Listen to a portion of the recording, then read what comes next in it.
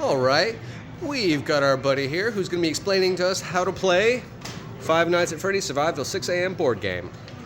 Alright, it is fairly simple. You shuffle, first off to set it up, organize these cards from 12 AM to the 6 AM on here. Then you have your camera monitors. It should be 12, 11 plus 1 animatronic, 11 plus 1 animatronic, 10 plus 2 animatronics. Then you have the reference card, your power meter, and the power dice. Whenever you start, you flip, well, you don't flip, but you move the cards, and then you flip over one of each of these cards. And you react to them by either doing what it says, which, what was that over here, does nothing. What was that means I can flip over this card, or react to it using the power dice. If I react to it, I would roll the card and subtract how much power. But, what was that? Flip over here. So I would flip this monitor. What was that? Boom. And then they're out. Then, power depletion, I would take this, subtract 5%. What was that? Nothing. And then, on to 12:30. You would, now, what was that? Nothing. What was that? A power depletion.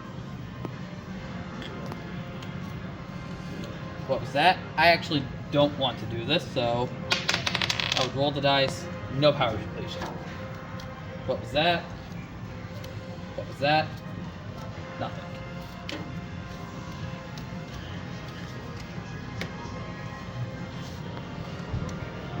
So if you were doing two-player, you would just be using not only that one, but you'd also be using this dial if it was two-player. Yeah, for two-player, it is quite literally the same formula, except you have a player two. And what determines who goes first is the little star.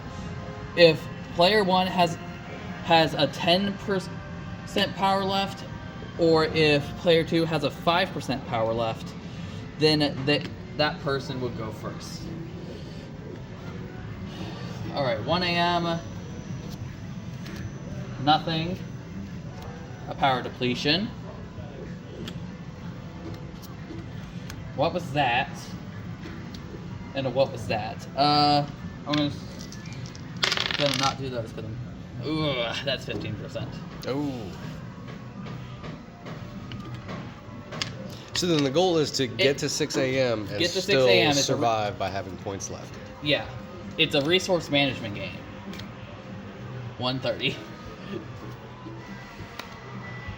Typically, you're supposed to flip all of these first, then react. Boom, boom. So those do nothing. I would flip it forward. Alright, an animatronic. So, whenever you have an animatronic, you can do nothing and they move forward, or you roll a die to deal with it. So, I'm going to roll 2 die because I'm not going to do that one. So, another 15. That's 70, so go down to 55. So if we were playing two players, at that point, it would then be the next person's turn? Yes. Okay, gotcha. And whenever an animatronic appears, you take what's left in that camera's pile and reshuffle. Yes, sir.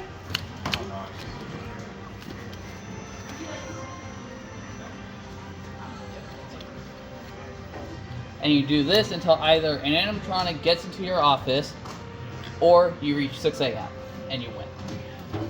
Nice. Okay, so what would you rate this game 1 to 10 on replayability? Replayability, I would say it's about a 7. A 7, okay. What other board game would you compare it to? That's the thing. There's not that many.